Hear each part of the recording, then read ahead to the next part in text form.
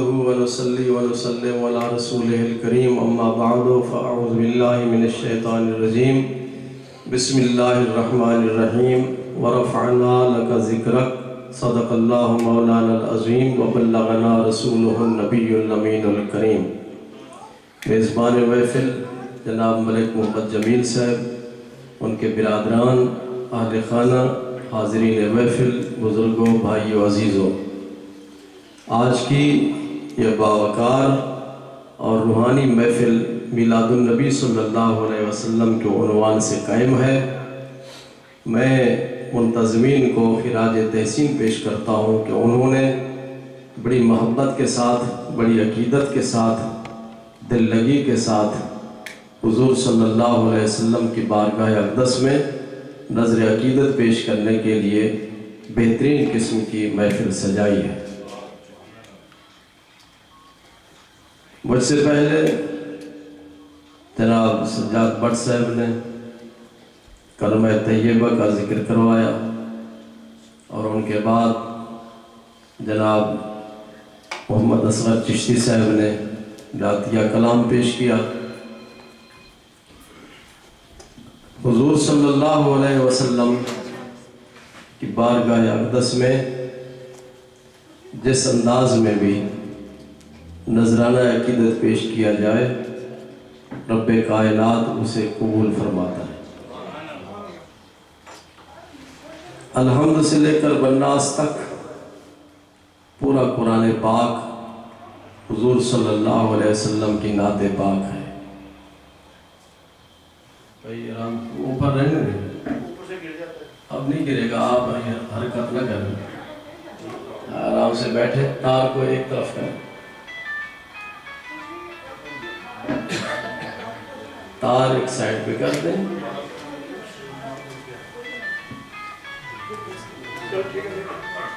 میلاد کی ان محفلوں میں حضور صلی اللہ علیہ وسلم کی شان بیان کی جاتی ہے.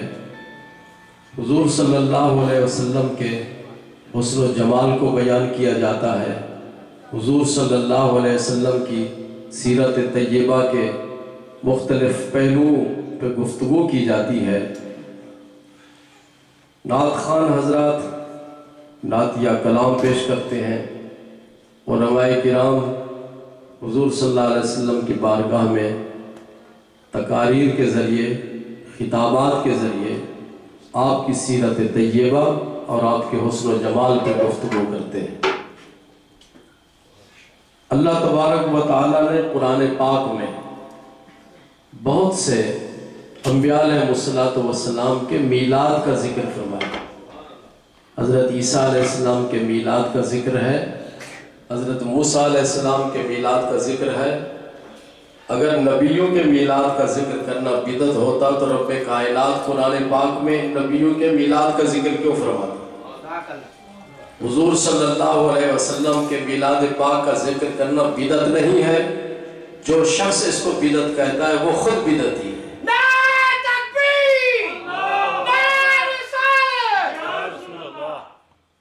رحمت عالم نور مجسم صلی اللہ علیہ وسلم نے اپنا میلاد خود منایا. بخاری شریف کی حدیث ہے کہ حضور صلی اللہ علیہ وسلم ہر پیر کے دن روزہ رکھتے تھے. صحابہ نے عرض کیا یا رسول اللہ صلی اللہ علیہ وسلم، آپ ہر پیر کو روزہ کیوں رکھتے ہیں؟ تو آپ نے ارشاد فرمایا فیہ بعثت وفیہ انزل علیہ، کہ پیر کے دن میں پیدا ہوا اور پیر کے دن اللہ تبارک و تعالیٰ نے قرآن پاک کے نزول کا آغاز فرمایا. جب قرآن پاک کے نزول کا آغاز ہوا، قرآن پاک شروع ہوا اس کا نزول، تو سب سے پہلے جس وقت جو پہلی وحی نازل ہوئی تو اس دن چشتی صاحب پیر کا دن تھا. تو حضور صلی اللہ علیہ وسلم نے ارشاد فرمایا پیر کا دن میرے میلاد کا دن ہے اور پیر کا دن نزول قرآن کا دن ہے. اسی لیے میں اللہ تبارک و تعالیٰ کی بارگاہ میں شکریہ ادا کرنے کے لیے پیر کا روزہ رکھتا ہوں.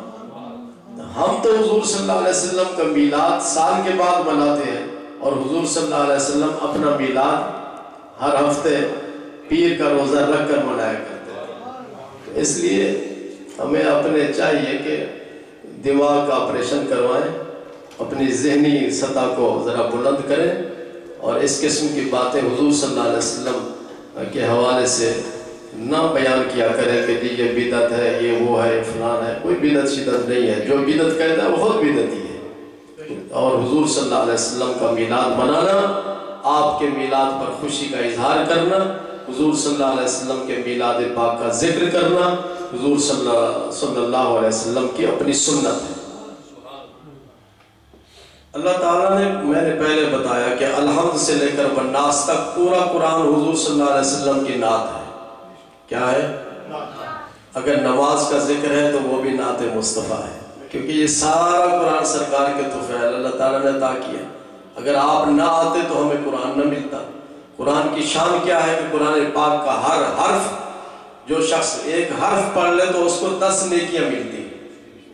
صحابہ، آپ نے ارشاد فرمایا الف لام میم، یہ ایک حرف نہیں بلکہ 3 حرف ہیں۔ فرمایا الالف حرف واللام حرف والمیم حرف، یہ 3 حرف ہیں۔ جو شخص الف لام میم کہتا ہے تو وہ سمجھ لے کہ بھی اس کو اللہ تعالیٰ نے 30 نیکیاں عطا فرما دی۔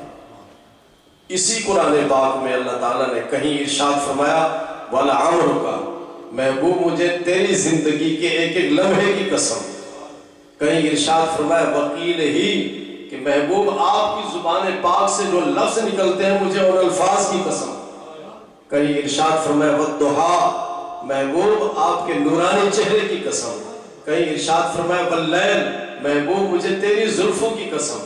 تو رب کائنات نے ارشاد فرمایا وَمَا أَرْسَلْنَاكَ إِلَّا رَحْمَةً لِّلْعَالَمِينَ، محبوب ہم نے آپ کو کائنات کے ذرہ ذرہ کے لیے رحمت بنا کر بھیجا۔ اور کہیں ارشاد فرمایا وَرَفَعْنَا لَكَ ذِكْرَكَ، محبوب ہم نے آپ کی خاطر آپ کے ذکر کو بلند کر دیا۔ حضور صلی اللہ علیہ وسلم نے زندگی بھر اٹھتے بیٹھتے چلتے پھرتے اللہ تعالیٰ کا ذکر کیا، اس کے بدلے میں رب کائنات نے آپ کو یہ شان عطا فرما دی، محبوب آپ نے زندگی کا ہر لمحہ میرے ذکر کے لیے وقف کر دیا۔ میں آپ کو یہ عظمت عطا کرتا ہوں، یہ تحفہ عطا کرتا ہوں کہ قیامت تک میں نے آپ کے ذکر پاک کو بلند کر دیا۔ دنیا کے لوگ ذکر کریں نہ کریں، رب ہر وقت اپنے محبوب کا ذکر کر رہا ہے۔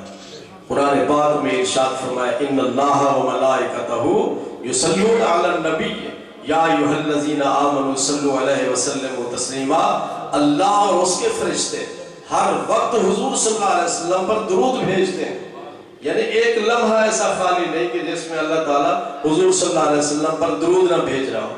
تو اللہ تعالیٰ اپنے محبوب کا ہر وقت ذکر کر رہا ہے۔ سرکار ہمارے ذکر کے محتاج نہیں، ہم آپ کو یاد کریں یا نہ کریں، آپ کی تعریف کریں یا نہ کریں، سرکار ہماری تعریف کے ہمارے ذکر کے محتاج نہیں ہے، اس لیے کہ آپ کا ذکر کرنے والا اور آپ کی تعریف کرنے والا رب ذوالجلال۔ قرآن پاک میں اللہ تعالیٰ نے ارشاد فرمایا وَرَفَعْنَا لَكَ ذِكْرَكَ، محبوب ہم نے آپ کی خاطر آپ کے ذکر کو بلند کر دیا۔ جب یہ آیت نازل ہوئی، چشتی صاحب یہ کس صورت میں ہے؟ یہ آیت کس صورت میں ہے بٹ صاحب؟ جی کوئی بٹ تو بولے۔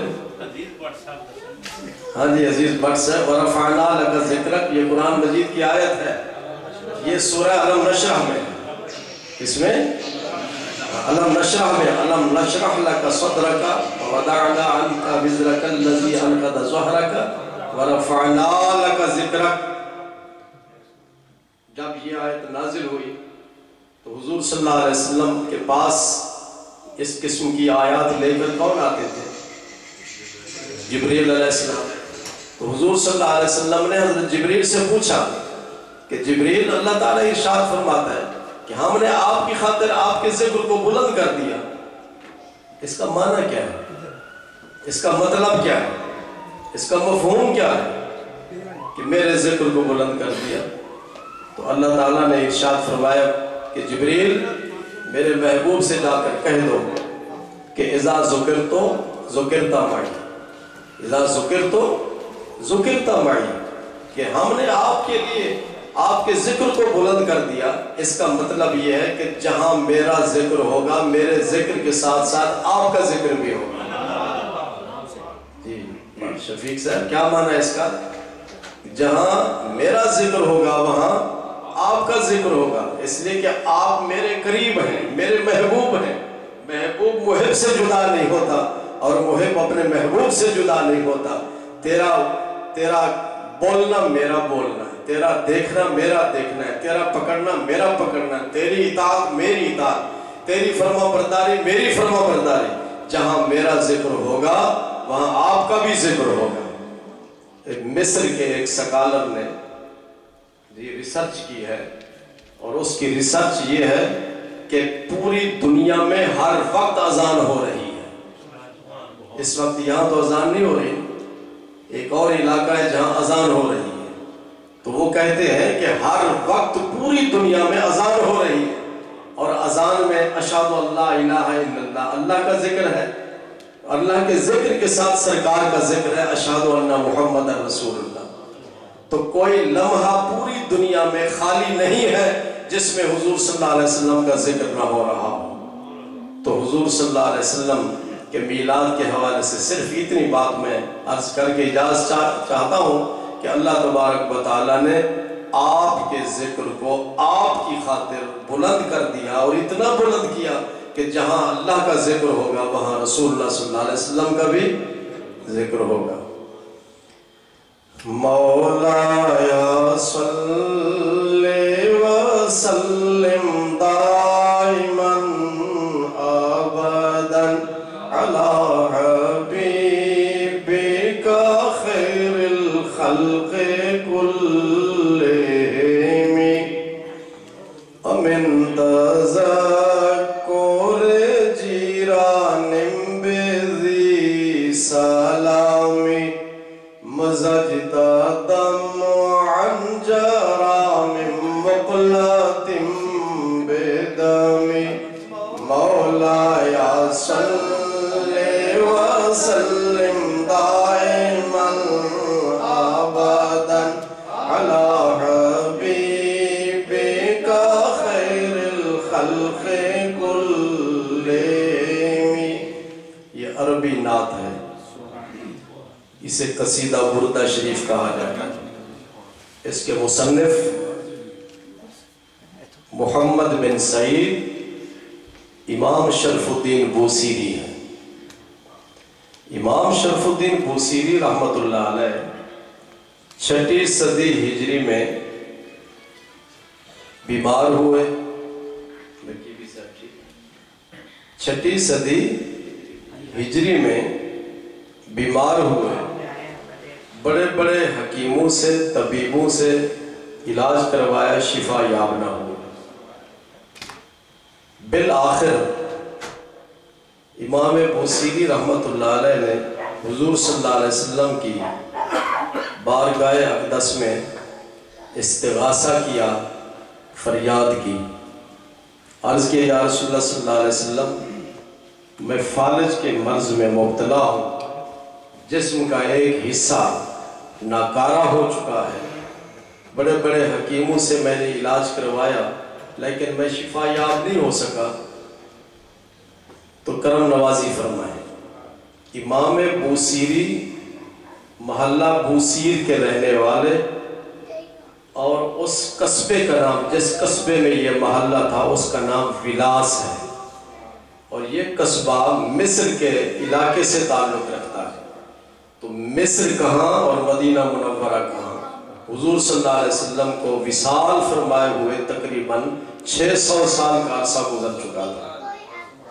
تو ہزاروں میل کے فاصلے سے امام شرف الدین بوسیری سرکار کی بارگاہ میں فریاد کرتے ہیں، اور فریاد کو انہوں نے اشعار کی صورت دی۔ تقریباً 163 شعر امام بوسیری نے یہ نعتیہ کلام سرکار کی بارگاہ میں پیش کیا۔ اس قصیدہ بردہ شریف میں امام بوسیری نے حضور صلی اللہ علیہ وسلم سے عشق و محبت کو بیان کیا، اس میں سرکار کی ہجرت کو بیان کیا، سرکار کے خلق کو بیان کیا، سرکار کے معجزات کو بیان کیا، اہل بیت کی شان بیان کی۔ مختلف موضوعات کے حوالے سے امام شرف الدین بوسیری رحمت اللہ علیہ نے حضور صلی اللہ علیہ وسلم کی شان میں یہ نعت شریف پیش کی تو حضور صلی اللہ علیہ وسلم نے اس نعت شریف کے طفیل امام بوسیری کو اپنی زیارت کروائی،